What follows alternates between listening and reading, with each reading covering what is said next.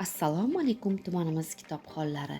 O'zbekiston Respublikasi Prezidentining Yoshlar uchun 1000 kitob loyihasi ijrosini ta'minlash maqsadida tuman Yoshlar ishlar agentligi tomonidan 27 nom, 237 nusxada turli sohalarga oid kitoblar kutubxonamizga taqdim etildi.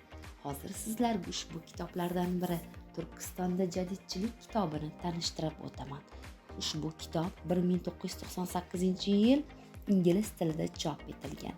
2025-yil Sharifjon Ahmad tomonidan o'zbek tiliga tarjima qilingan. Akadem nashr tomonidan Yumshoq muqovada nashr etilgan.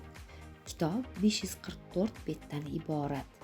Bu kitobda jadidchilik harakatining islohotchi g'oyalari keng yoritib berilgan. Aziz kitobxonlar, sizlarni kutubxonamizga tashrif buyurib ushbu kitoblardan samarali foydalanishingizni so'rab qolamiz.